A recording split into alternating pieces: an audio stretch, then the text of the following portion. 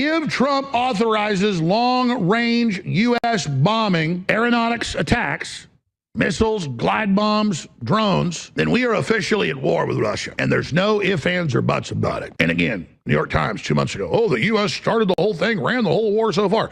Yeah, but you could have some plausible deniability. There's no plausible deniability now. There's Al Jazeera, U.S. Europe lift range restrictions on Ukraine missiles. Why it matters? Yeah, why it matters. Russia said they will start targeting NATO countries if that happens. And then we're at full toe-to-toe war with the Ruskies. But Trump says Putin's playing with fire. No, NATO started this. The globalists started this. And we are playing with fire. Thermonuclear hellfire. Yeah, I'll give you an update. I'm not happy with what Putin's doing. He's killing a lot of people, and I don't know what the hell happened to Putin. I've known him a long time, always gotten along with him, but he's sending rockets into cities and killing people, and I don't like it at all, okay? We're in the middle of talking, and he's shooting rockets into Kiev and other cities. I don't like it at all. Mr. President, what do you want to do about that? I'm surprised. I'm very surprised. We'll see what we're going to do. What am I going to tell you? Well, You're the fake news, aren't you? You're totally fake. All right, any other questions? I don't like what Putin is doing, not even a little bit. He's killing people. Hallo allemaal, daar zijn we er weer. And something happened to this guy, and I don't like it. We need to get him in a chokehold. We are back, RHTVLive. We are streaming live from the beautiful city of Maastricht. And of course, we're going to talk politics and geopolitics. And first show Maastricht. It's in the south of the Netherlands. And yeah, you just saw Alex Jones. Thermonuclear war, you know.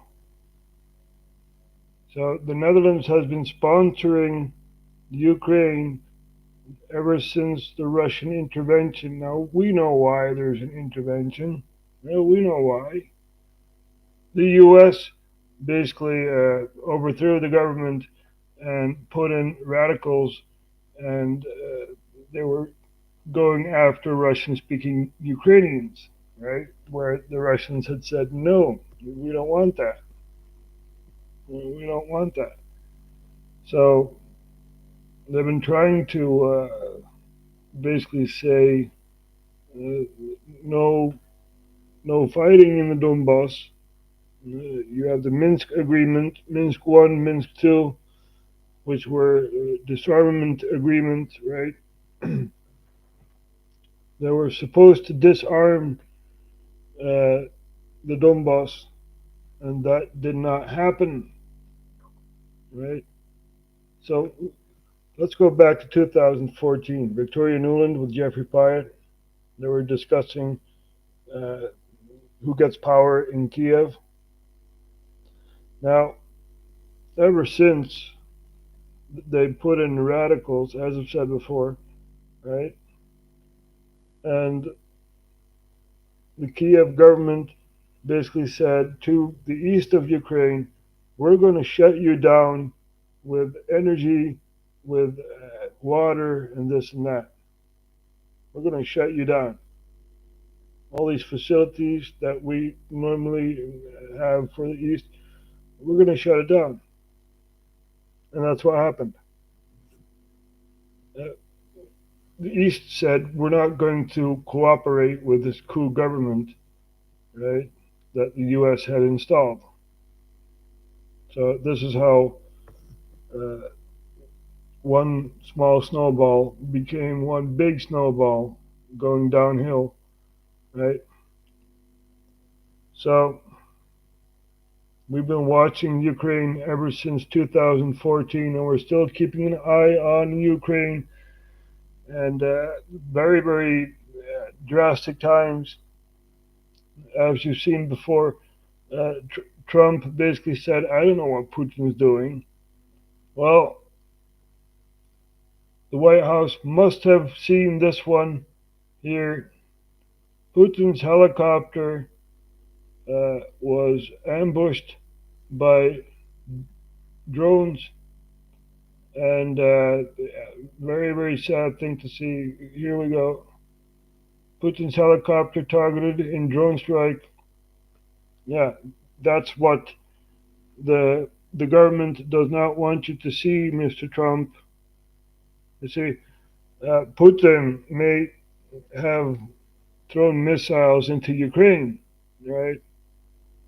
But this happened first. So this is a response to what happened, right? The missile throwing in Ukraine is a response to this, a drone strike. Imagine your plane, Air Force One, having drones everywhere, you know? Imagine that.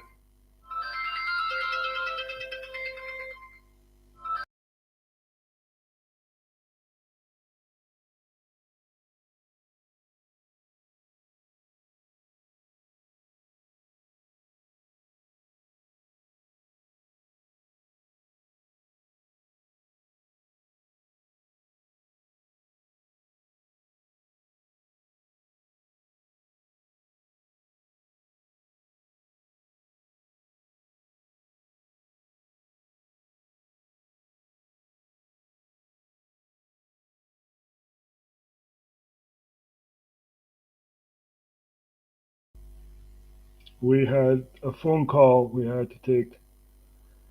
So, Putin's helicopter targeted in drone strike, right? So this happened, and then Putin said, yeah, we're going to strike Ukraine. Yeah, so, and now Trump is saying, I don't know what Putin's doing. Well, we do know, right? We do know. And there's a lot more to tell. There's so much going on, right? You know, this is going to nuclear war, right? Thermonuclear World War III is right at our doorstep, and yeah, let's just hope that nothing drastic will happen, such as eroding like cities and such, you know. So let's take a look at this. Very surprised. We'll see what we're going to do. What am I going to tell you? You're the fake news, aren't you? You're totally fake.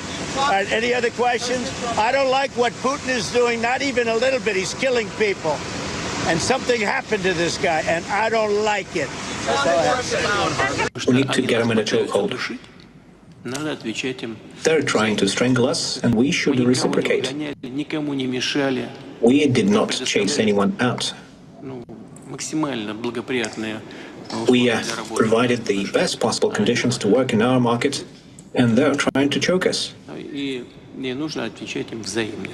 we should act in a mirror fashion.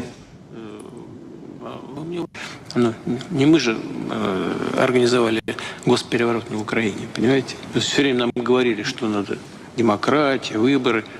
Госпереворот совершили. All right, here is the bottom line. NATO, for over 50 years, has been planning this Ukraine war and preparing the population there for it. Much of World War II was fought there. And they elicited 15 years ago multiple overthrows of the elected governments there. They have been prodding and poking the bear. And 3 years and 4 months ago, Russia officially went in with the aim of taking over the buffer zone, which they've almost got control of. And Ukraine continues to say, no, we want all that territory back, and we want Crimea back that Putin took in 2014 under Obama's watch. That's always been part of Russia. And they're not going to give it up. And Putin came out and said, they're trying to strangle us. This isn't a real peace deal. The peace deal is over. We're not at the table. We're done. We're done, right? We're done. We're done with dealing with you guys. You guys cannot be trusted. We're done. All right? So this is happening. This is really happening right in front of our face, man. It's really happening, you know. we always look at these sci-fi movies, the end of the world and this and that. Well, we're on the precipice of it, right? We're really close to the end of the world. End one war and start another, right? So it's really, really sad to see what's happening here. And it's easy to see that Donald Trump is not getting all the information, right? Because Putin's helicopter was targeted in drone strikes. The commander says, we're going to read the article and show the clip here. No sound.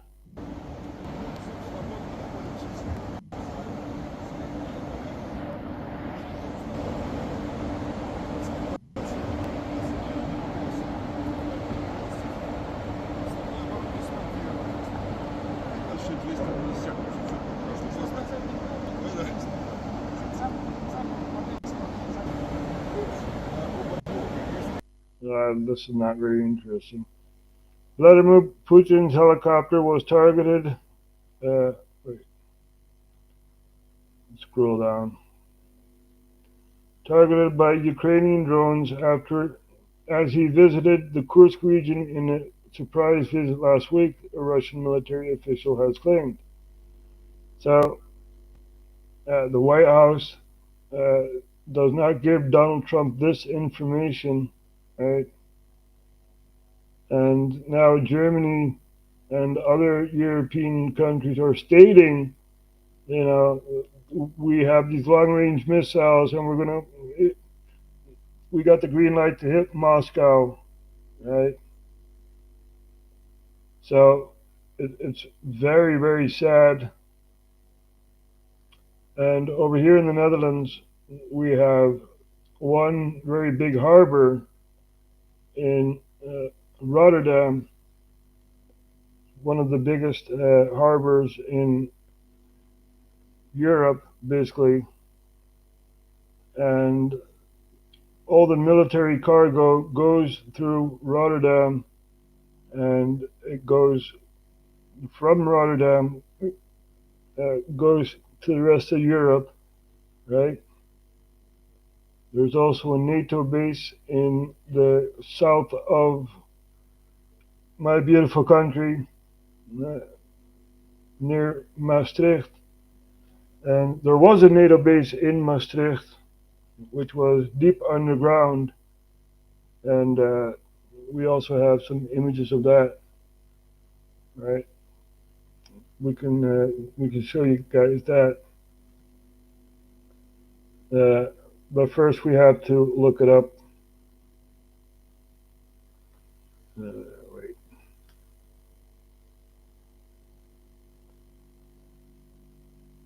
This ultra secret NATO headquarters in Maastricht. So Maastricht has like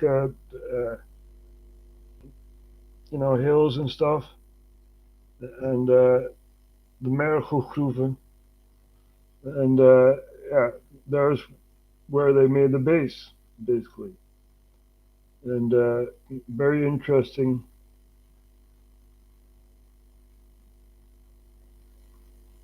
Het is dat we navigatie hebben, maar anders hadden we dit echt niet kunnen vinden. Laat staan in de jaren 50, toen dit werd opgericht. Het doet zijn naam in ieder geval eer aan. Dit is het Eime NAVO-hoofdkwartier Kannenberg in Zuid-Limburg. En ik doe een jas aan, want het is heel koud binnen. Het ultrageheime NAVO-hoofdkwartier dus. Tegenwoordig is het niet meer zo geheim, maar vroeger, in de tijd van de Koude Oorlog, viel het zelfs officieel onder de wet op de staatsgeheimen. So this here is limestone, right? En van krijgen wij een rondleiding in dit immense ondergrondse gangstelsel. Gerard Smeets is vrijwillige gids en ervaringsdeskundige, want hij heeft hier sinds 1986 een aantal jaren gewerkt. En zoals zo vaak beginnen we bij het begin, de entree. hier zaten de mensen van de militaire politie. Je gaat je identiteitskaart afgeven en dan kreeg je jouw pasje. En dit is ook het echte pasje van toen jij hier zat.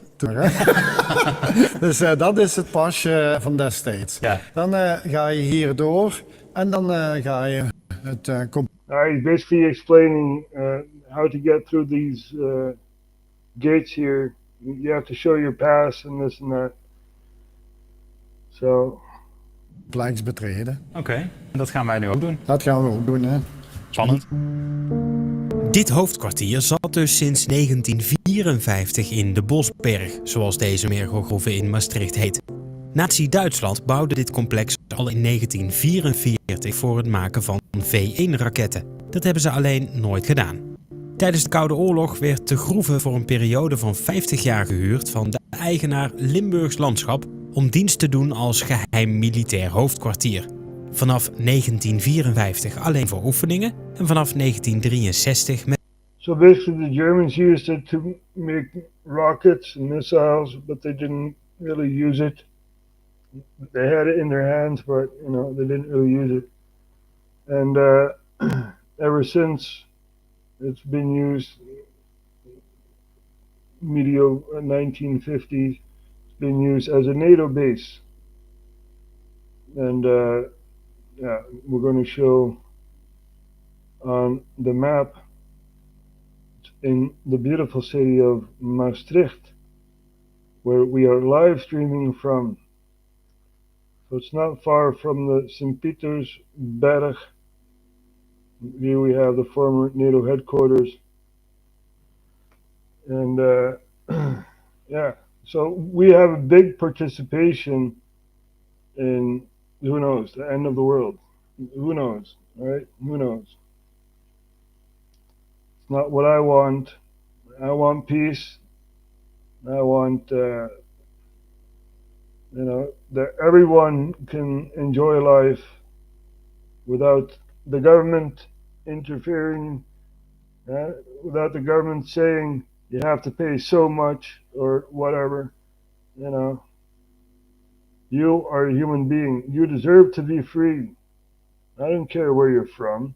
I don't care if you're Russian. I don't care if you're from Belarus or whatever country, Kazakhstan, or name another country, right? I don't care. Turkmenistan, right? Turkmenistan. You guys ever heard who was in power there? Now that guy was a despot, right? So, and many people don't know where Turkmenistan is. So we're going to show it on the map. It's a very odd country. But even over there, you have people who deserve to be free, right? They deserve to be free. Romania, we had elections there, and what happened? Well, the EU and NATO said,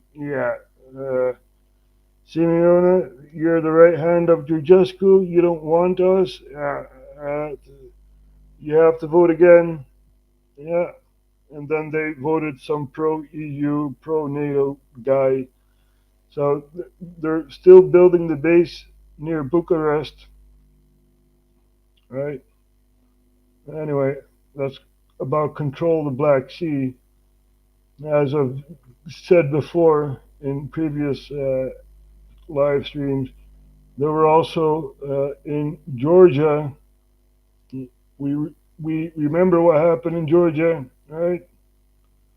So they were trying to have influence in Georgia, and that did not happen. And over here we have Turkmenistan, the very, very odd country, and there you have it, Turkmenistan. And also a very interesting history, right? We're going to take a look at the former Soviet state of Turkmenistan, and let's have some sympathy for these people, right? They're undercover in Turkmenistan. This is 6 years ago with that weird despot, but now it has a new despot, right? The most insane dictatorship on earth, worse than North Korea. Yeah, so we're going to take a look at Turkmenistan.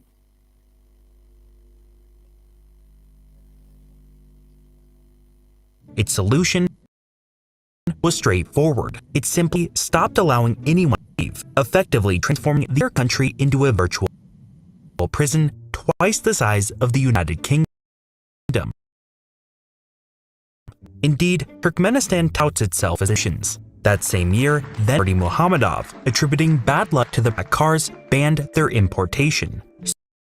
Soon, citizens across the country waking up to find that their cars had vanished overnight, having been towed away by the authorities. To get them back, owners were forced to pay for a repaint, often at unaffordable prices.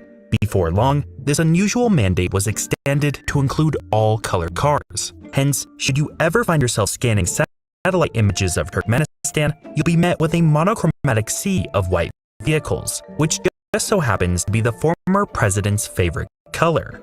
But Berdi Muhammadov's eccentricities pale in comparison to his predecessor, Niyazov, self-titled as His Excellency, the great leader of the Turkmen and God's prophet on earth.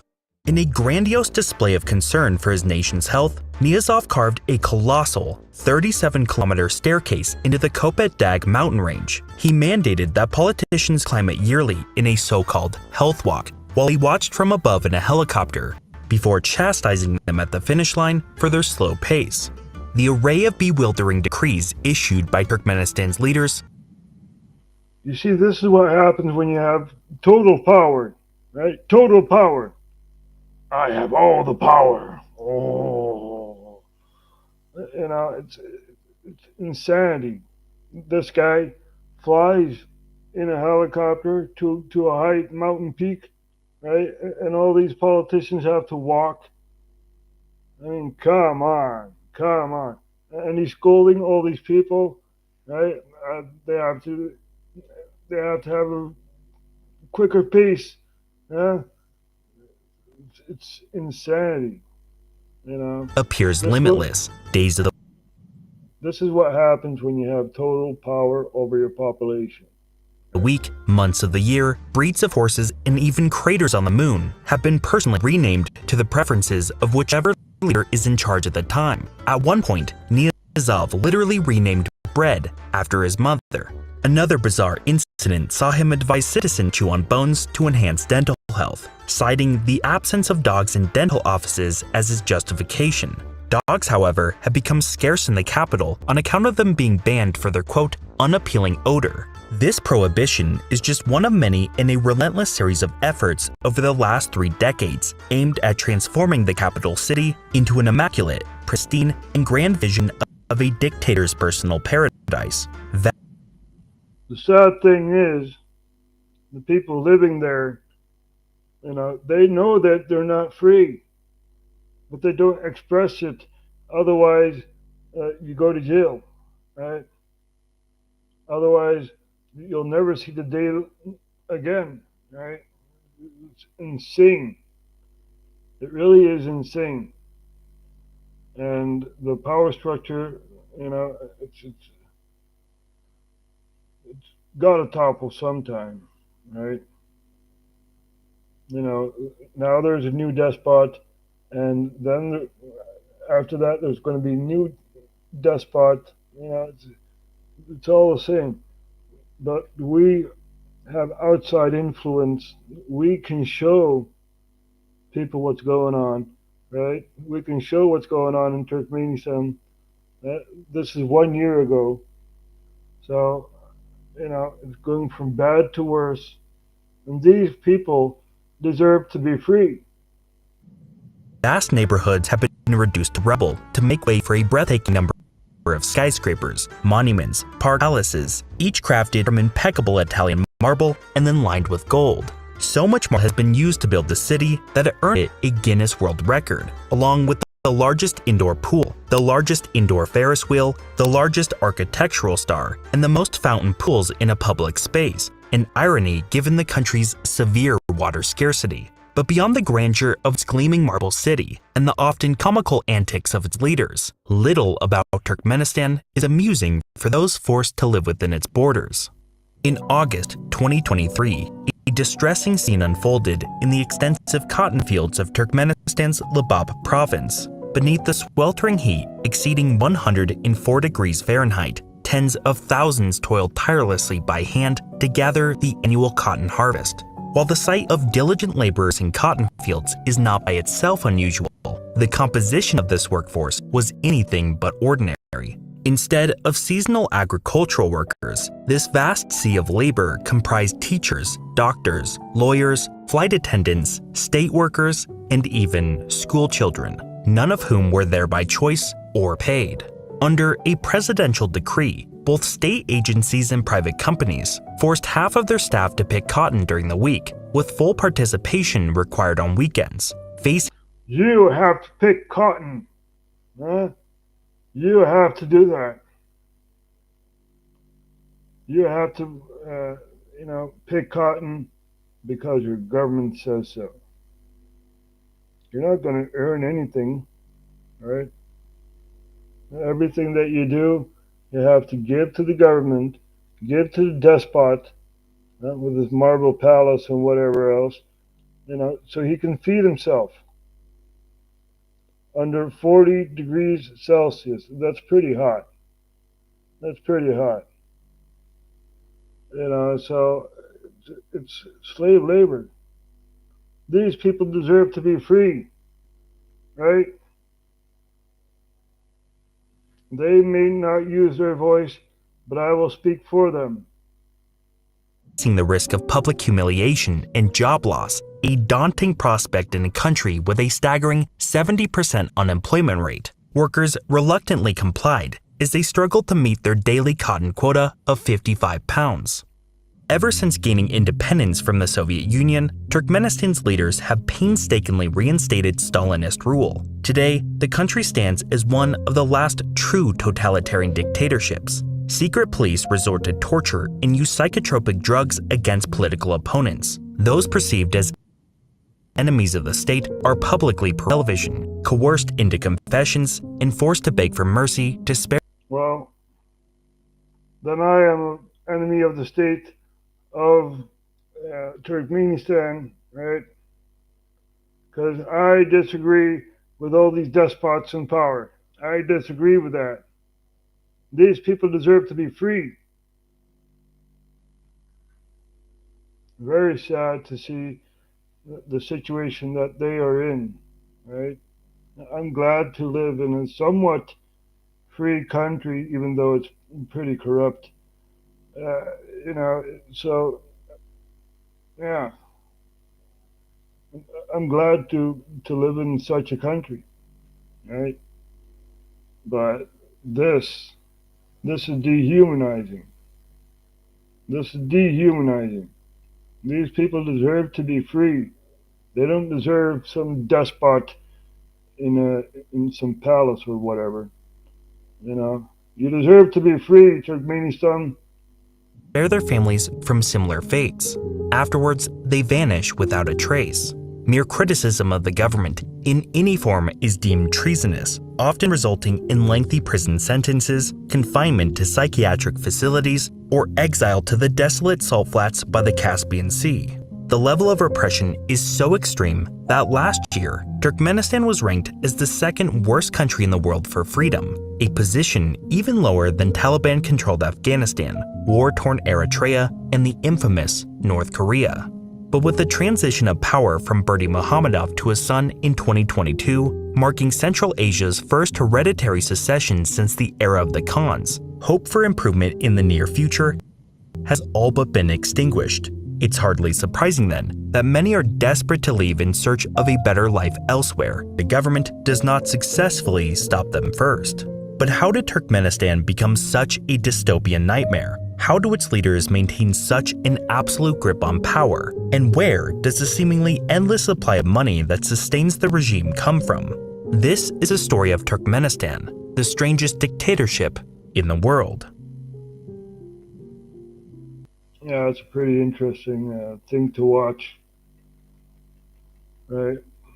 So I advise you to watch it, the most insane dictatorship on earth, right?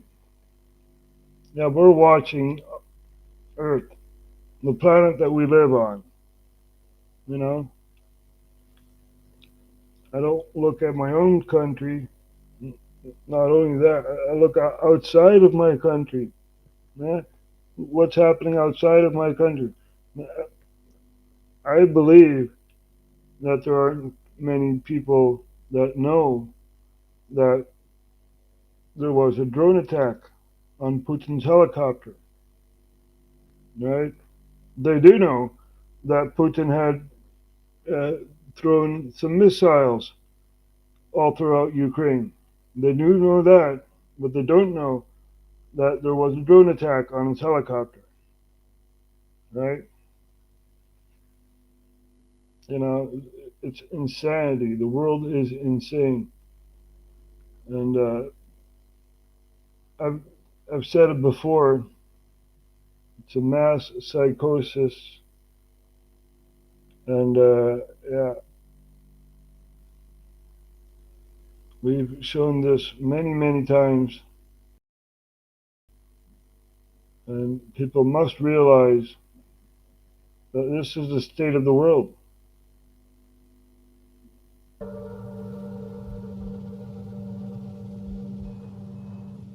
The masses have never thirsted after truth. They turn aside from evidence that is not to their taste, preferring to deify error if error seduce them.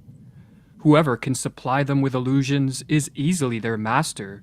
Whoever attempts to destroy their illusions is always their victim.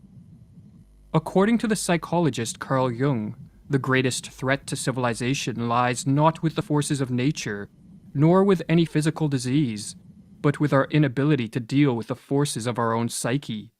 We are our own worst enemies, or as the Latin proverb puts it, man is a wolf to man. In Civilization in Transition, Jung states that this proverb is a sad yet eternal truism, and our wolf-like tendencies come most prominently into play at those times of history when mental illness becomes the norm rather than the exception in a society, a situation which Jung termed a psychic epidemic. Indeed, it is becoming ever more obvious, he writes, that it is when mental illness becomes the norm. Well, what have we seen in the last couple of years, right? Well, we've seen people wearing masks, wearing gloves, wearing all sorts of protective gear and stuff like that. You know, it's weird, man. Weird. People accept anything, right? Anything. You know, there wasn't a mass concern going on. You know, it was the media giving all this bullshit, right? Giving all this stuff, dangerous virus and this and that. We got atomic bombs. Isn't that much more dangerous? Huh? It's a mass psychosis.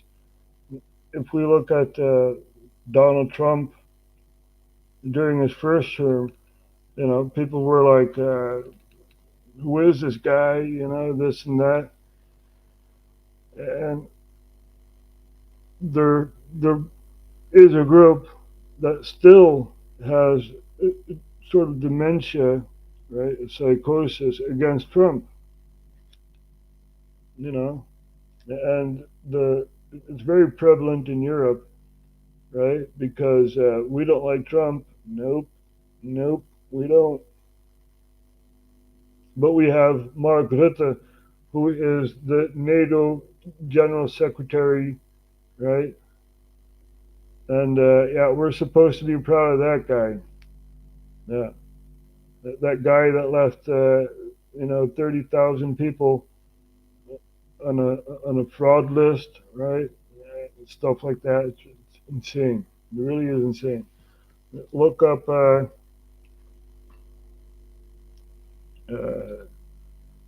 yeah, we're gonna look it up, right? De toeslagenaffaire. Toeslagenaffaire. Yeah. So the IRS basically put people on a fraud list, and they basically said, yeah, you have too much money, you have to pay back. And yeah, many families were victim of this, right? BNN-Vara dramaserie De toeslagenaffaire laat impact zien op levens van betrokkenen. So there's even a series of this this recent event, right? And yeah, it's very sad to see that many people are still,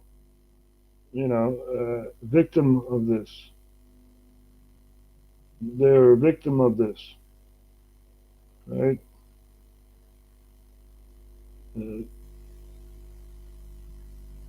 This is in Dutch.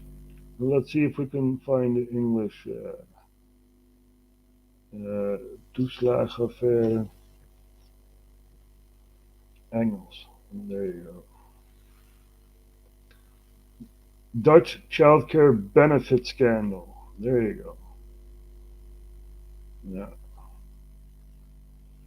Refers to a political scandal in the Netherlands involving false allegations of welfare fraud and by the Tax and Customs Administration. Blah, blah, blah. There you go. So, people were put on a fraud list, right? And Rutte said, bye, I'm off to NATO, bye. Yeah. So, he doesn't care. He does not care. He cares for war, right? He wants war. We don't want war. We want peace. I don't care if it's Russia or Iran. I want peace, right? I want peace for people in Gaza. I want peace for people in Israel, right? A two-state solution. The Dutch government says, we're behind a two-state solution. Well, I've never seen that before. No? They don't care. They just don't care. We are led by criminals, right? Criminals. And it's in the Netherlands, it's in Canada, it's everywhere. All these globalists, all these WEF puppets, Bilderberg puppets, CFR, Trilateral Commission. We know about the shadowy organizations. We know about the Bohemian Grove. We know. Thanks to Alex Jones, right? So, yeah, this is all happening. This is still happening in the Netherlands, even though this is from the early 2000s. Happened in the early 2000s, right? So, yeah, Rutte's like, bye, now I'm General Secretary of NATO, instead of, going away from politics, saying, I don't need a political face anymore. No, I'm going to go higher up. I'm a sociopath. I need more attention. So this is how Mark Rutte thinks, right? And he's basically made a target for the Netherlands. It's really sad. Really sad. As I've shown you before, Rotterdam, the big harbor over there, every military equipment goes through Rotterdam, and they facilitate other NATO bases in the Netherlands and elsewhere So, yeah, that's going to be a prime target for Russia if these long-range missiles hit Moscow, right? You know, this is all happening. And it's sad, really is sad. The mass psychosis. Is not famine, not earthquakes, not microbes, not cancer, but man himself, who is man's greatest danger to man, for the simple reason that there is no adequate protection against psychic epidemics, which are infinitely more devastating than the worst of natural catastrophes. In this video, we are going to explore the most dangerous of all psychic epidemics, the mass psychosis. A mass psychosis is an epidemic of madness, and it occurs when a large portion of a society loses touch with reality and descends into delusions. Such a phenomenon is not a thing of fiction. Two examples of mass psychoses are the American and European witch hunts of the 16th and 17th centuries, and the rise of totalitarianism in the 20th century. During the witch hunts, thousands of individuals, mostly women, were killed, not for any crimes they committed, but because they became the scapegoats of societies gone mad. In some Swiss villages, writes Francis Hill, there were scarcely any women left alive after the frenzy had finally burned itself out. When a mass psychosis occurs, the results are devastating. Jung studied this phenomenon and wrote that the individuals who make up the infected society become morally and spiritually inferior.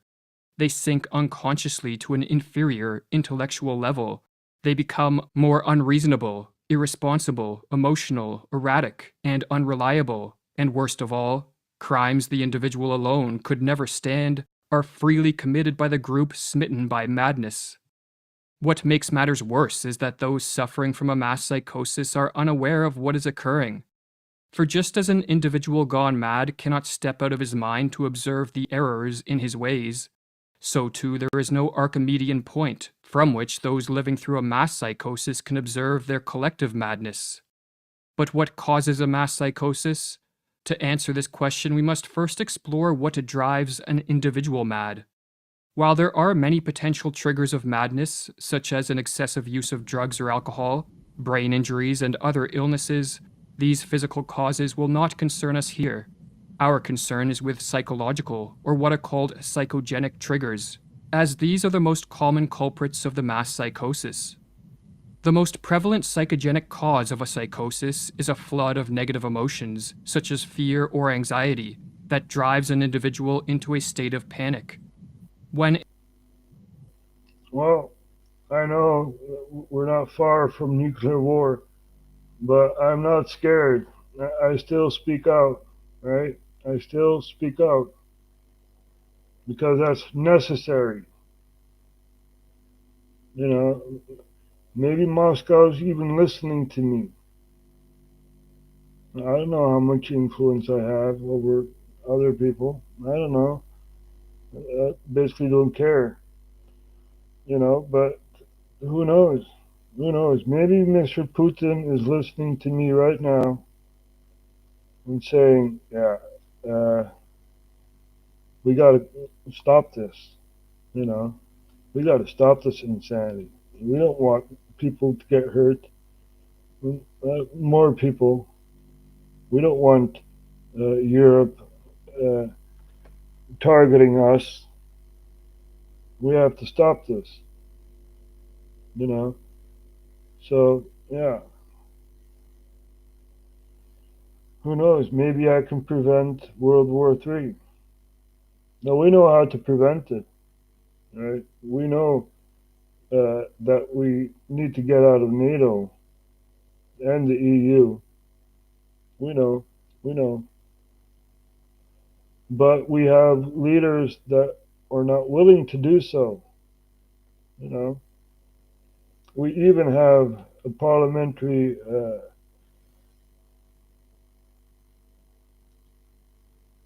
wait, I gotta read this first. A parliamentary questionnaire, right? Which is basically the highest authority, and one of the people within the commission who were looking for,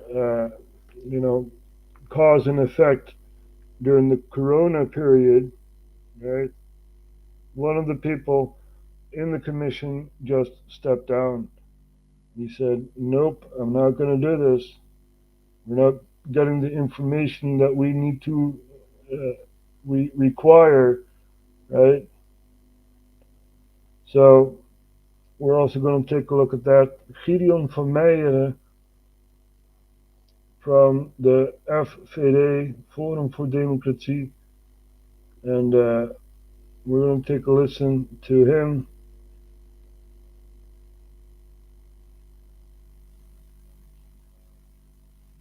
And so we have the Parlementaire Enquête Commissie, which is basically a commission looking for what happened during this time, right? And this is about the corona pandemic. We know that Bill Gates was behind all this, right? Event 201, yeah, a simulation for a pandemic. So we know he was behind this. And we know the Bill and Melinda Gates Foundation and Johns Hopkins University, we all show this. You know, we showed this during the corona virus, whatever, you know, we showed that there were bioweapons and such. But yeah, we were set aside as a conspiracy theorist. We said that the corona came from a biolab. Yep, look at the White House now. Zojuist heb ik een moeilijke maar noodzakelijke beslissing moeten nemen. Ik stap per direct uit de parlementaire enquêtecommissie corona. In deze video zal ik dat besluit toelichten. De reden voor mij om toe te treden tot de enquêtecommissie was om diepgravend onderzoek te doen naar het coronabeleid en de verantwoordelijken daarvoor kritisch te ondervragen. Oftewel, waarheidsvinding. Maar precies dat is wat mij in de commissie volstrekt onmogelijk wordt gemaakt. Afgelopen week ben ik erachter gekomen dat ik als lid van de commissie geen toegang krijg tot de ruim 3 miljoen documenten en inlichtingen die de commissie gevorderd heeft. En dat ik de hoofdverantwoordelijke niet of nauwelijks vragen mag stellen. So there are 3 million documents, and Gideon van Meijeren, who is in the commission, who's supposed to look at these documents, right, and ask questions of the people in charge back then, who now have other jobs, right? Anyway, he's supposed to look at these documents, these 3 million documents, but no. We have handlers, right? We have handlers that handle these documents, and this is what you're allowed to see, and these questions you have to question, right? You know, and that's why Gideon van Meijeren stepped down. De commissie heeft namelijk in meerderheid besloten dat alleen de leden van de staf toegang krijgen tot de gevorderde stukken. Dat ook de leden van de staf de vragenlijsten opstellen en een indeling maken van welke commissieleden welke vragen aan welke genodigden gaan stellen. Letterlijk is besloten dat de staf het onderzoek uitvoert en dat de Kamerleden slechts een richtinggevende rol hebben. In de praktijk betekent dit voor mij als Kamerlid dat ik geen zicht heb op de informatie waar de onderzoeksnotities en de vragenlijsten van de staf op gebaseerd zijn. Dat ik niet de ruimte heb om de kritische vragen te stellen die ik belangrijk vind. En in veel gevallen überhaupt niet in de gelegenheid wordt gesteld om de hoofdrolspelers zelf te bevragen. Zo wordt het mij dus onmogelijk gemaakt om een serieuze bijdrage te leveren aan de waarheidsvinding. Wat juist de kern van deze commissie zou moeten zijn. Toen ik hierachter kwam heb ik direct bezwaar gemaakt. Vorige week heb ik erover een gesprek gevoerd met de voorzitter van de commissie, Daan de Kort. Waarbij hij aangaf dat hij achter de huidige werkwijze van de commissie blijft staan. maar dat het mij vrij staat om dit punt bij de commissievergadering in te brengen. Die vergadering vond vanmiddag plaats. Daarbij heb ik me welwillend opgesteld en ik was niet veel eisend. Het enige waar ik in de kern om heb gevraagd is om toegang te krijgen tot de informatie die noodzakelijk is om onderzoek te kunnen doen en om aan de hand daarvan pakweg 10 personen een half uur tot een uur onder ede te kunnen verhoren. So basically he asked questions, the documents, he wanted the documents and the people involved, he wanted them under oath for basically half an hour. And yeah, the staff said, nope, we're not going to do that. Nope. So this is the whitewash commission that we have, right? Very, very sad. And I don't know, people are numb to all this, right? But yeah, something must be done. But what can be done?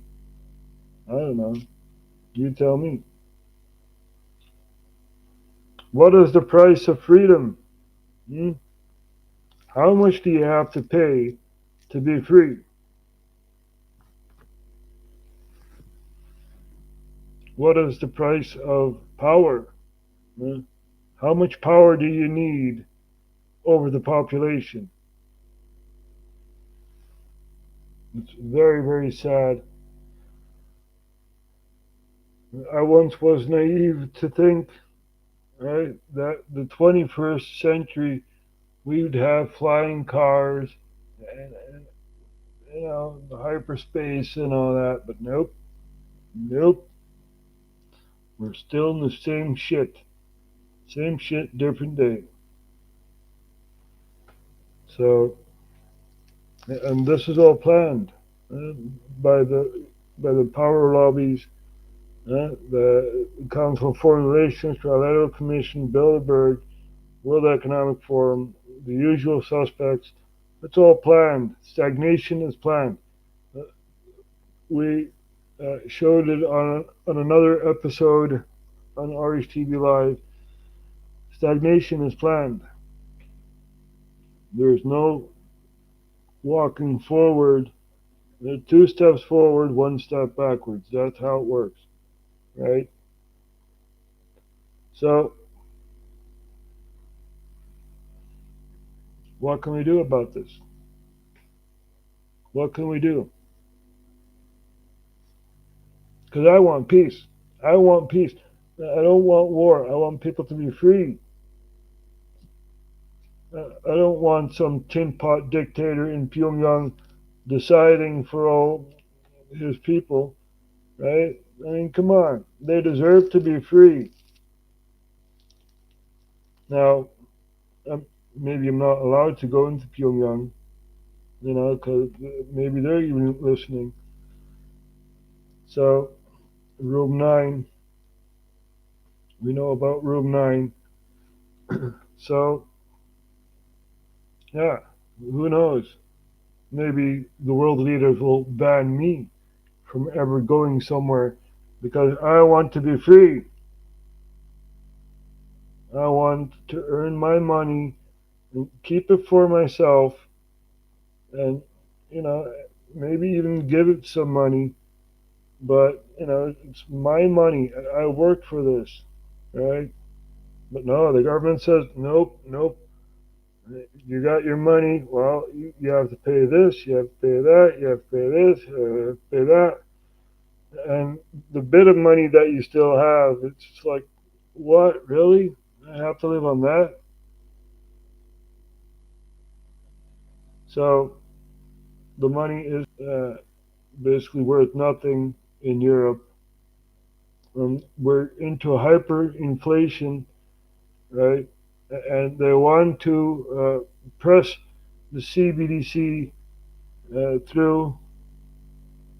That doesn't mean that every country will implement it, but yeah, on the long run they will, right? On the short run they won't. And that's the freedom that we have.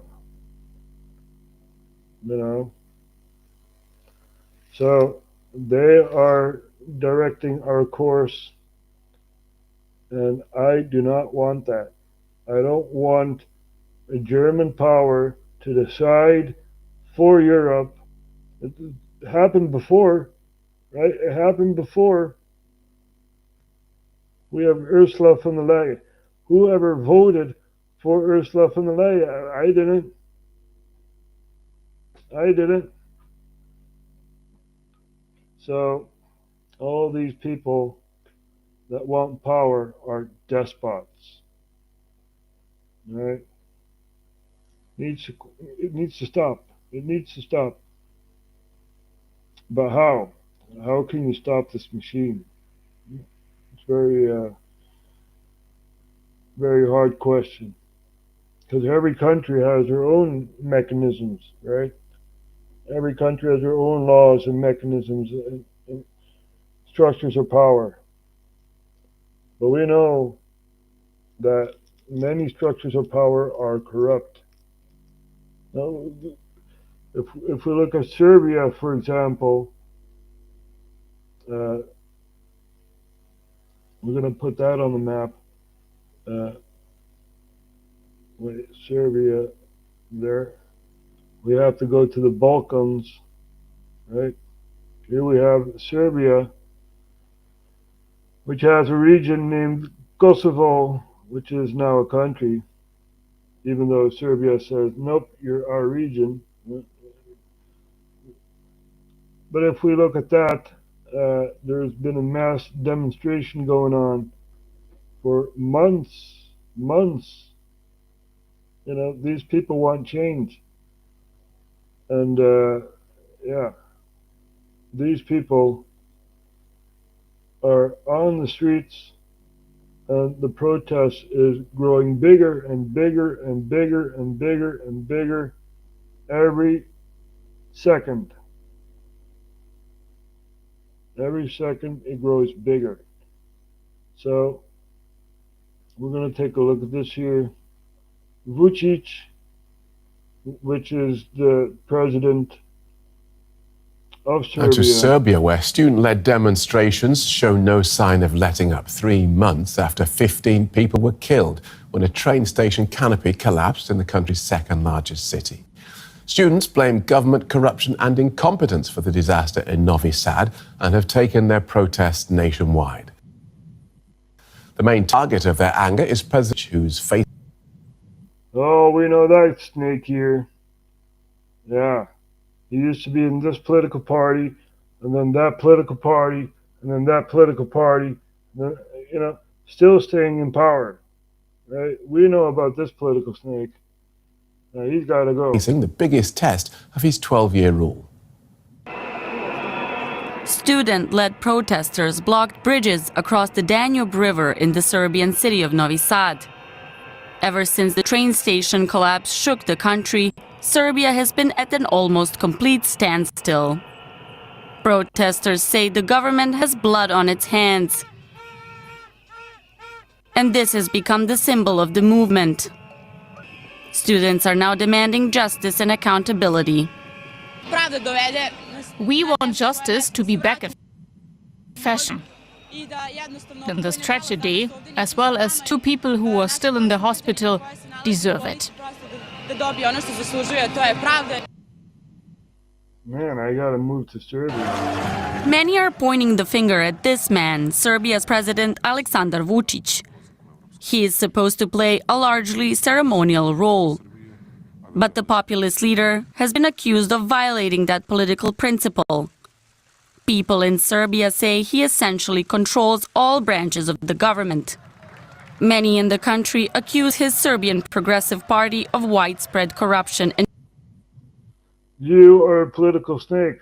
You used to be in the Conservative Party, now you're in the Progressive Party, right? As I said before, you know, you choose all these sides to stay in power.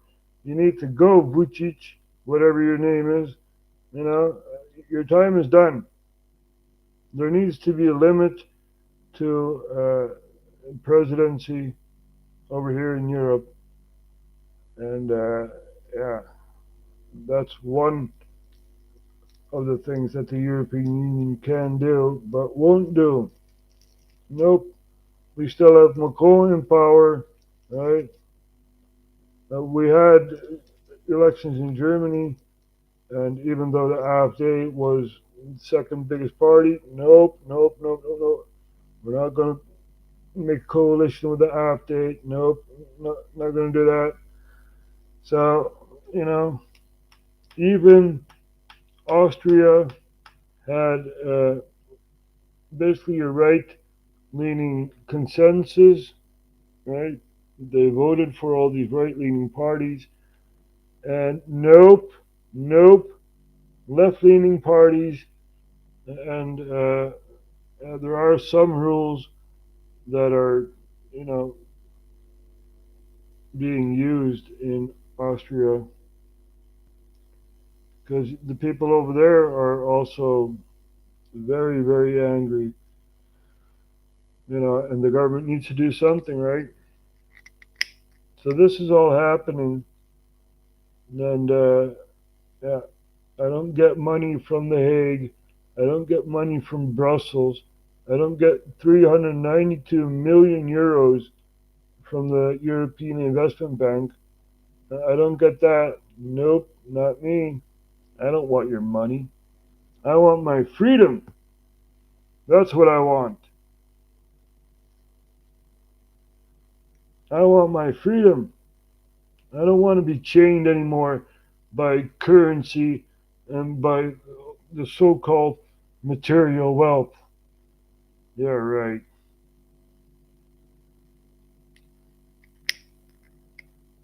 The time has come, people, to say this system is broken. We need to think of a new system of ruling. Yeah? This old system is broken. Anyway, I hope you guys enjoyed the broadcast. We're still alive. We're not gone yet, right? But yeah, please share and subscribe if you're watching for the first time. We do this in English and in Dutch whenever we are live. So, you know, what else is there to say, right? I see Canada is also watching. Mr. Green Thumb from Ottawa. Yeah, if we look at the Canadian government, right, they also have a new government. What's his name? Carney, whatever. You know, he flew on Epstein's plane a couple of times. He's on the Epstein list, and this is why he's in power. You know, they can always blackmail him. This is why he's in power. So, let's take a look at Carney, whatever his name is.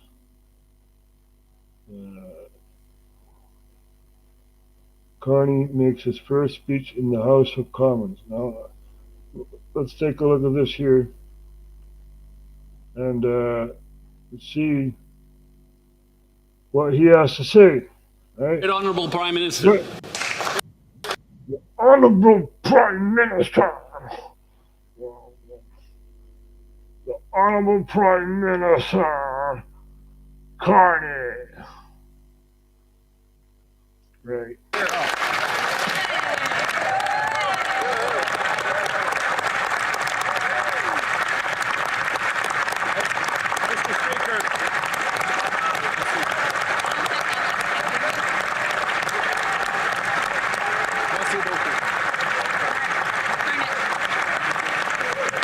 C'est pas correct, hein? Okay. Merci beaucoup. Merci tout le monde. Thank you very much. Thank you, everyone. As I rise in this House for the first time, I hope you will permit me to thank my constituents in Nepean for the great honor of being a member of this committee.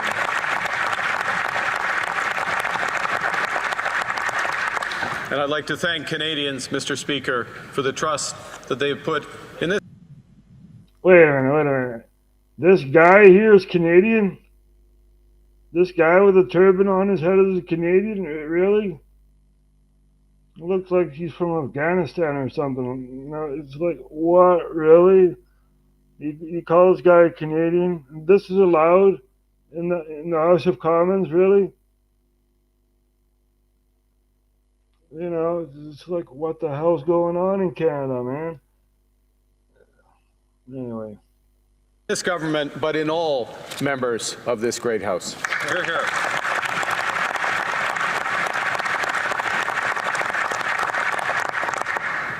Votre élection témoigne. Your election shows the respect that people have in you here in the House of Commons. For over 20 years. Oh man, my ears are bleeding. You have the respect of the people. All right. That's why the people were standing in front of Parliament in Canada. In feet of snow. Right? That's why the Canadians all came together, hand in hand, sang hallelujah right in front of Parliament. That's why Trudeau needed to step down, right? Yeah.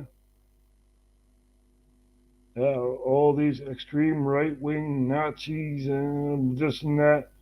You know, this guy is not any different than Trudeau is, right? Just a puppet on a string, serving the globalist interest. Canadians are fed up with their parliament. And I know many Canadians. You have served the people of Lac Saint Louis with devotion, with wisdom, and with heart, and with dignity as well. Thank you. Yeah, with dignity, we stomped over that woman with crutches, right? We have an old woman standing in front of Parliament with crutches. We showed it on RHTVLive, if it's still there, you know, with crutches, and there's mounted police on a horse, riding over this old woman on crutches. Yeah, we did it with dignity. So maybe Mr. Green Thumb can give me a link of that old woman. Anyway, that's enough of that, right? But the Canadian Parliament were not long ago clapping for Nazis. Yeah, they were clapping for Nazis. Standing ovation.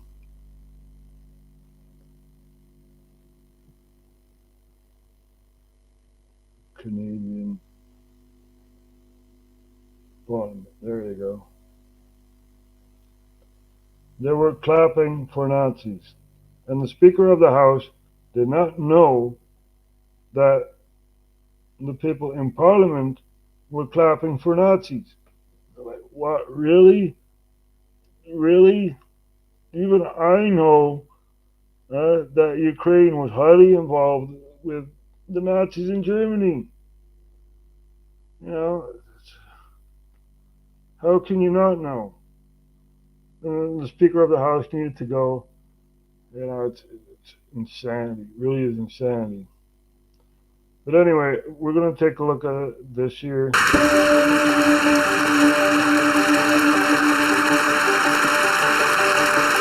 We have here in the chamber today Ukrainian-Canadian war veteran from the Second World War who fought the Ukrainian independence against the Russians and continues to support the troops today, even at his age of 98.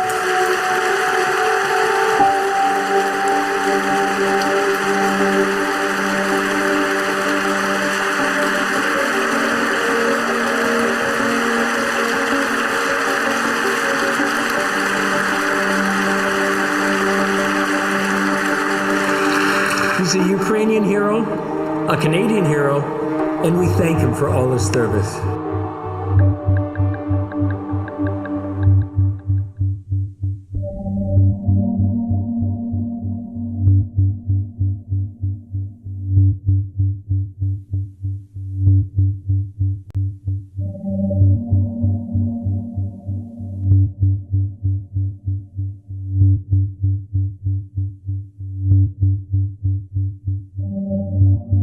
I wish to make a brief statement. I wish to apologize to the House. No one, including you, my fellow parliamentarians, or the Ukraine delegation, was privy to my remarks prior to their delivery.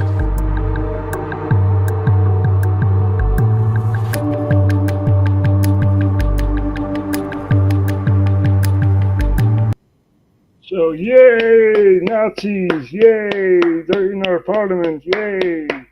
We used to fight these Nazis, but now they're in our parliament. Ah, you're welcome, welcome. Mr. Green Thumb is asking what old woman.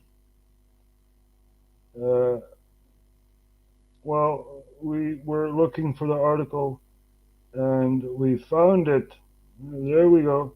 Horse-mounted Canadian police trample elderly woman with walker in Ottawa after Trudeau ordered action. And so, I don't know if the videos, here we have the video.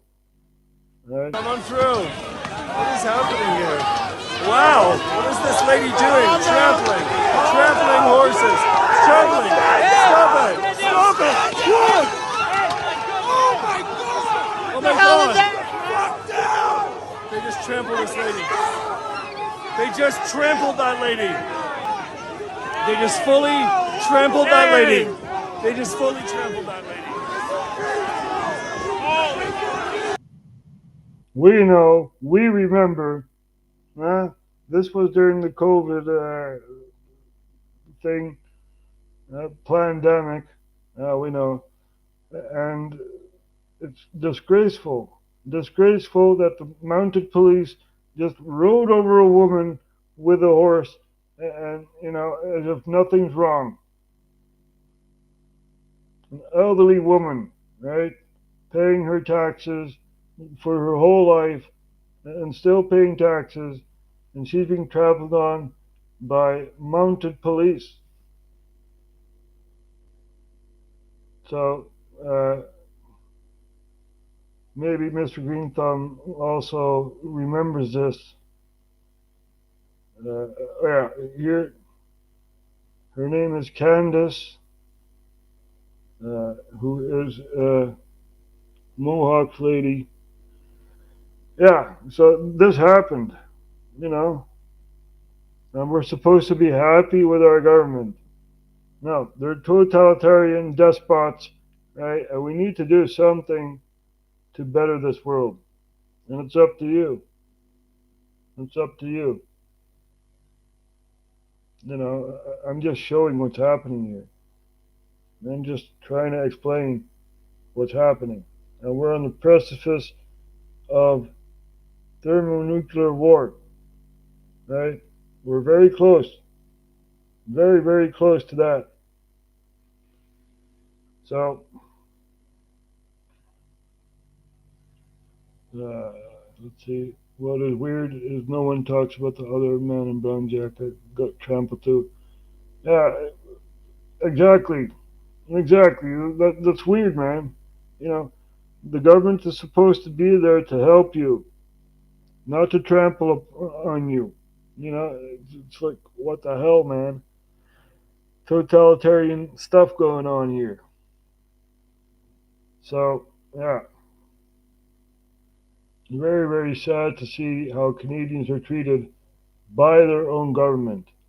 And their own government says, yeah, you guys voted for me. Yeah, we did it with dignity. Trampling over an old woman and some guy, right? So it's sad. Really is sad.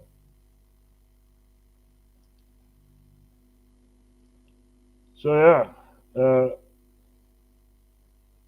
I'm hearing from Canada that the news never mentioned any trampling. Yeah, so even I know from the Netherlands what's happening in Canada. You need to watch RHTVLive for Canadian news. It's like insanity, man. You know, people go live. We know that the media is deceiving us with all these fun and games that they have, these weapons of mass destruction in Iraq. We remember what Kamala Harris said about Ukraine, right? We remember what she said, and we're going to show it. What Kamala Harris said about Ukraine.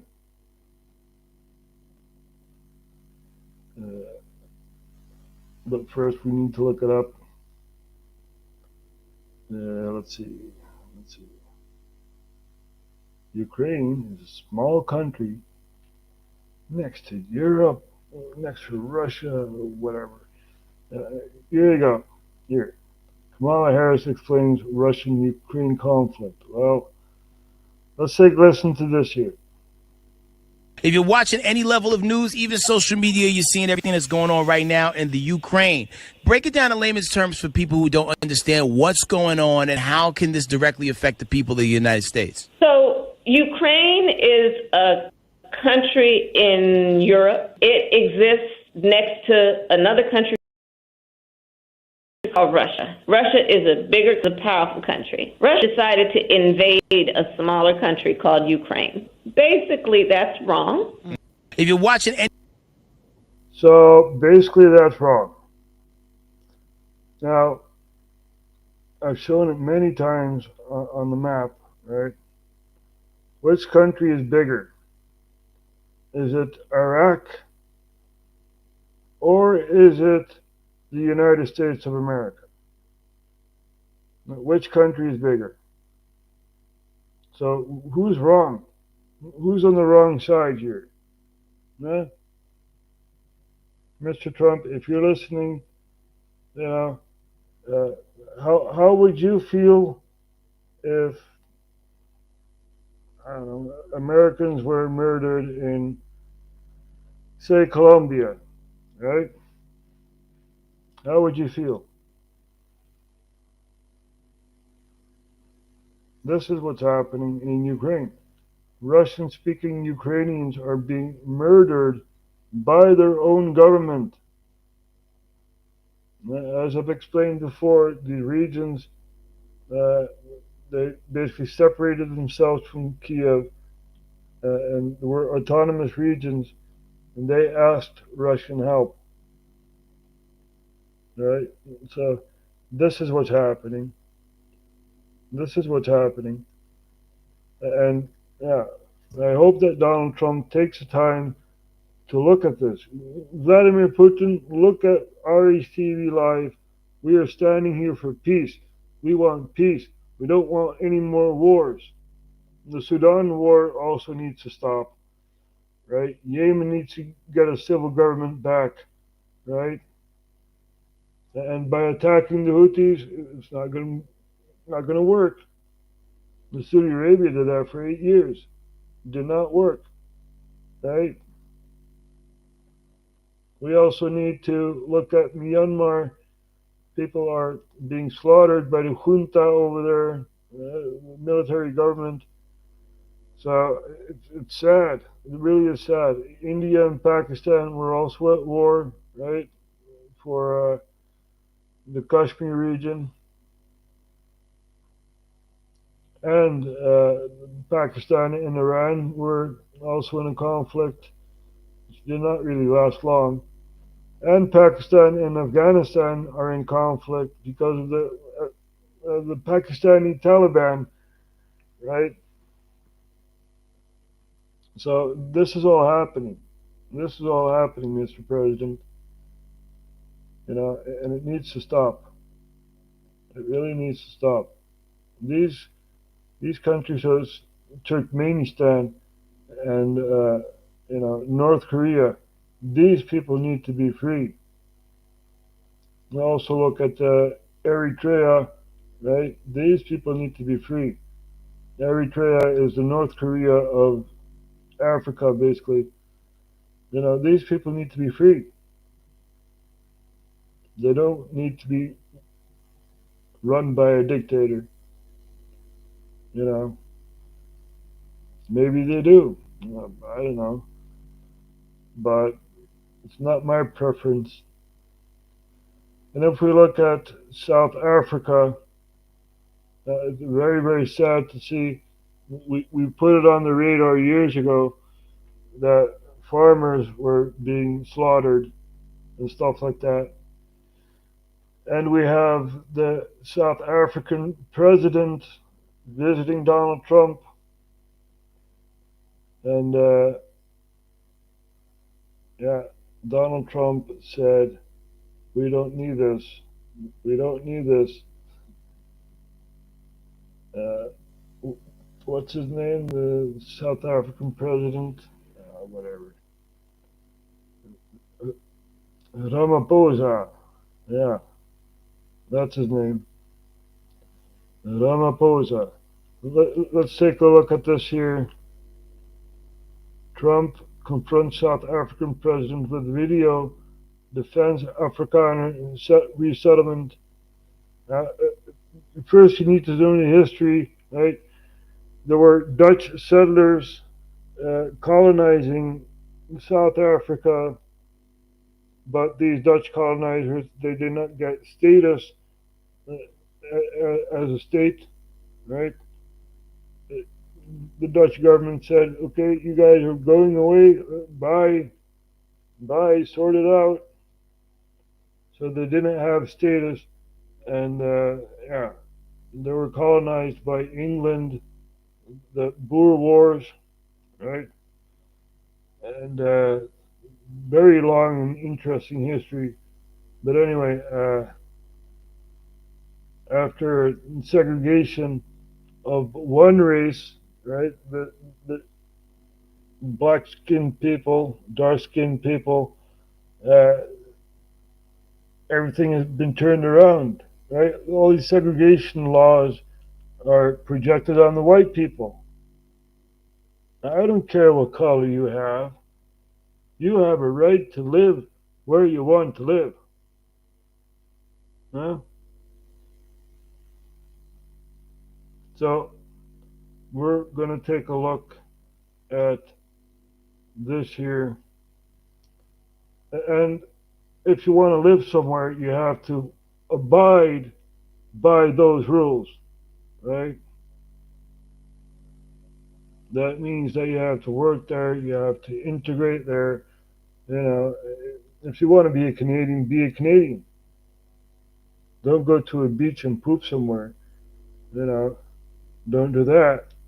That's not what Canadians do, right? So we need to realize that the Western societies are being destabilized by immigrants from third world countries. Anyway, that's a side branch. We're going to take a look at this here. Donald Trump confronting Ramaphosa. I can answer that for President. It's for him. No, seriously. I'd rather have him answer. Yeah, I'd rather answer. It would be. Our President will respond to you. Yeah, thank you, Mr. President. It will take President Trump listening to the voices of South Africans, some of whom are his good friends, like those who are here. When we have talks between us around a quiet table, it will take President Trump to listen to them. I'm not going to be repeating what I've been saying. I would say if there was Afrikaner farmer genocide, I can bet you these three gentlemen would not be here, including my Minister of Agriculture. He would not be with me. So it'll take him, President Trump, listening to their stories.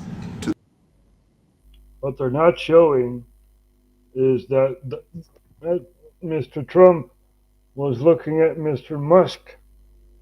He was standing in the crowd. And Elon Musk was very, very focused on Ramaphosa, saying there's no white genocide going on, right? Nothing going on here. Their perspective. That is the answer to your question. But, Mr. President, I must say that we have, wait. We have thousands of stories talking about it. Sure. And we have documentaries, we have news stories, and that. Is Natalie here, somebody here to turn that? I could show you a couple of things, and it has to be responded to. Yeah, sure. Let me see the articles, please, if you would, and turn the lights down, and just put this on, it's right behind you, Johan. There's nothing this parliament can do, with or without you. People are going to occupy land. We require no permission from you, from the president, from no one. We don't care. We can do whatever you want to do. Who are you to tell us whether we can occupy land or not? We are going to occupy land. Yeah. South Africa occupy land. That's who we are. We don't ever want to do. We can withdraw my membership from this useless parliament. Yes, Honorable Member. Must never be scared to kill. A revolution demands that at some point there must be killing, because the killing is part of a revolutionary act.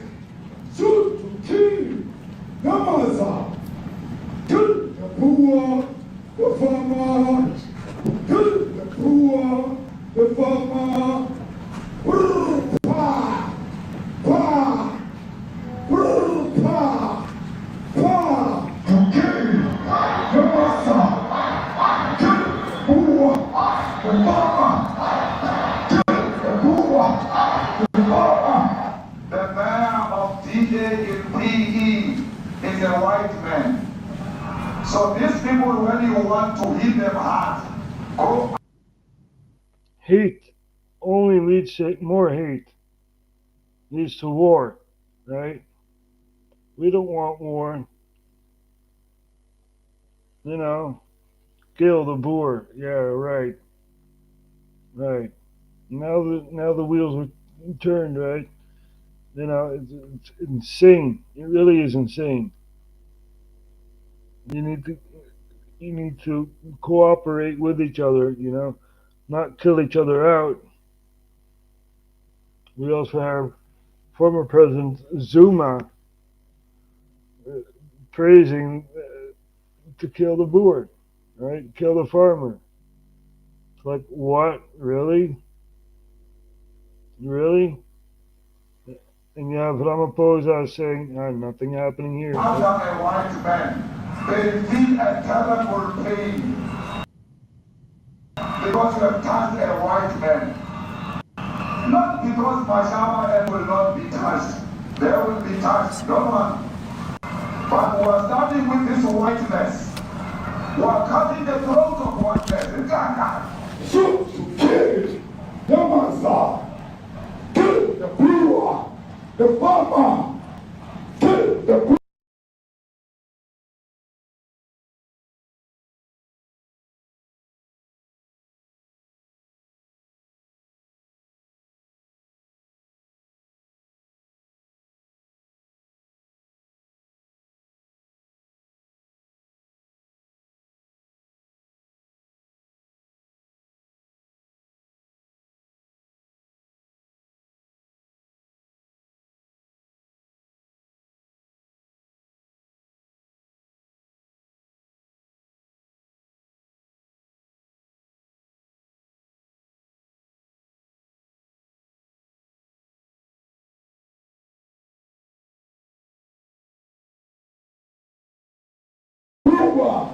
The farmer, pa, pa, pa.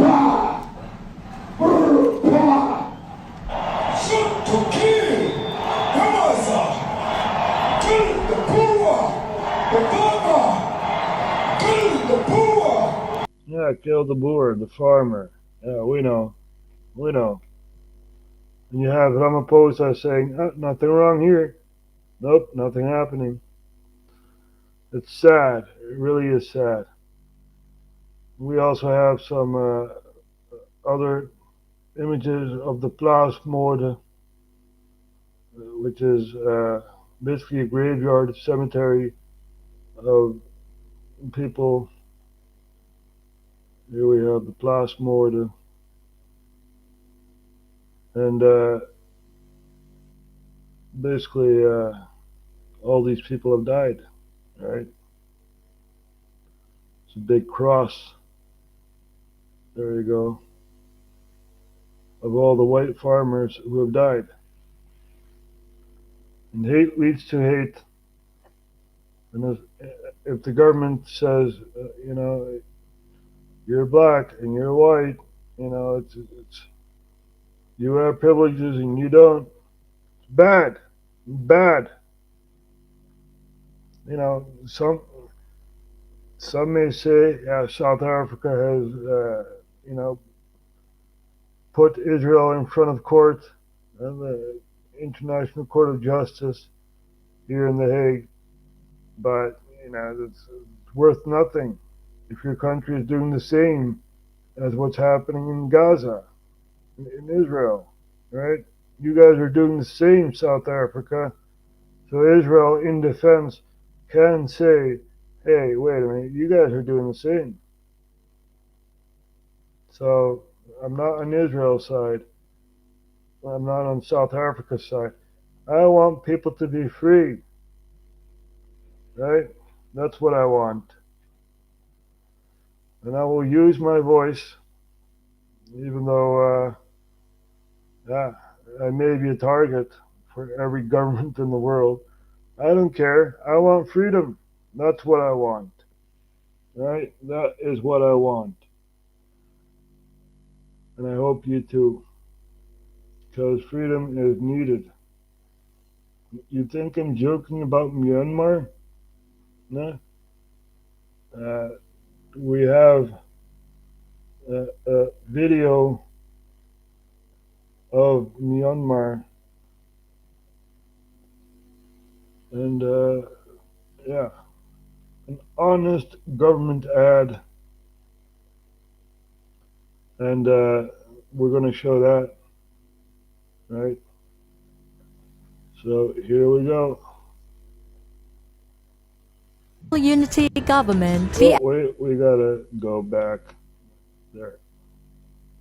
Home to natural wonders, ancient culture, friendly people, and of course, fascist fuckpigs and war criminals. Myanmar. Hello, I am from the military. I mean, government of Myanmar, where we didn't like how people voted in our last election. So on the morning our elected MPs were to be sworn in, just as this fitness instructor was live streaming a kick-ass cardio routine, we launched a coup and arrested them. The people protested peacefully with slogans and sarongs. So of course, we responded with bullets, shooting teenagers in the head, mass arrest, rape, torture, and airstrike, killing thousands and displacing millions. Visit Myanmar. Our short man with mommy issues then appointed himself Prime Minister, President, Chairman, and awarded himself the most glorious Order of Truth. And if that sounds like he's in desperate need of validation, that's cause he is. And everyone in Myanmar thinks he's a motherfucker. That's why the people have taken up arms to defend themselves, forming a resistance movement which now controls most of the country, while elected MPs have formed the National Unity Government, the actual government of Myanmar. But don't worry, because not only do we have decades of experience in killing our people, including a genocide against the Rohingya, we also have a shit ton of weapons and cash, thanks to our friends. Hello, I'm from the Russian government, where we give zero fucks about sanctions on the junta. So we sell them fighter jets to launch indiscriminate airstrikes on villages, like this one which killed hundreds, including 40 children. Here at the Chinese government, we have a shit ton of major investments in Myanmar. And to protect them, them, we're helping the junta hold sham elections and arming their air force via our state-owned company, AVIC, proud partner of Airbus. Welcome to Airbus, where nothing says pioneering a safe and united world like doing business with folks who help war criminals bomb schools, health clinics and concerts. Here at the Indian government, the chosen one also sells the junta military equipment, while his best friend built this Madarchad a new port. Here at the government of Japan,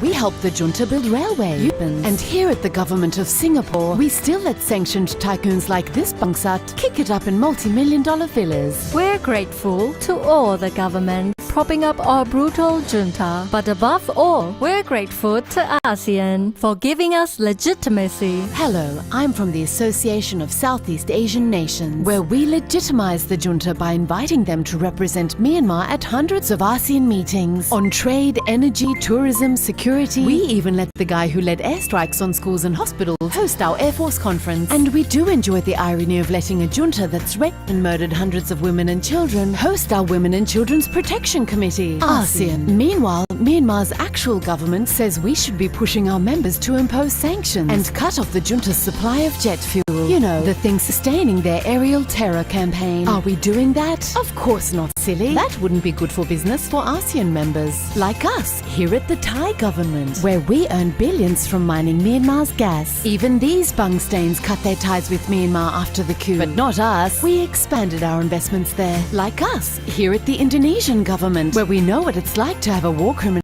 as president. So in solidarity, we let our mates sign some sweet business deals with this one. And here at the government of Vietnam, our telco provides the junta with data and tech, as well as millions in revenue from MyTel subscribers, since the military is also a shareholder. Armitel. It's all part of our 5-point consensus for dealing with the crisis in Myanmar. Is it working? Absolutely. That's why the UN, US, EU and all these guys say ASEAN should keep leading the way. Which works for everyone. They get to avoid taking meaningful action. We get to keep pretending to solve the crisis whilst profiting from it. We get to keep plundering and terrorizing Myanmar, while the people of Myanmar are left to fight a ruthless army with homemade weapons and civil disobedience. The government of Myanmar thanks ASEAN and all our friends to fuck our people and democracy. Now hurry up and send us more jet fuel, you pieces of shit. Visit Myanmar. Oh, that's a nice place to visit, right? Authorized by the Department for Democratic Resistance Against Fascists and Short Men with Mummy Issues. Authorized by the Department for Democratic Resistance Against Fascists and Short Men with Mummy Issues. အရေးတော်ပုံအောင်ရမည် The revolution must prevail. Well, we are supporting the revolution in Myanmar morally, right? Not financially. So we support the people in Myanmar. They also deserve to be free, right? This coup has been going on for far too long. ASEAN is basically overseeing the coup government, you know, and it's sad. It really is sad. People are dying, man. Now you may say it's all fun and games. No, it's not. It's not for them. Maybe it's for you, because you're far away. But when it happens to you, you're the one pleading for help. Right? It's almost time for thermonuclear war. So we're on the precipice. Things are shifting very, very quickly. So who knows what's going to happen tomorrow? We will see. Thank you all for watching, and we'll see each other next time.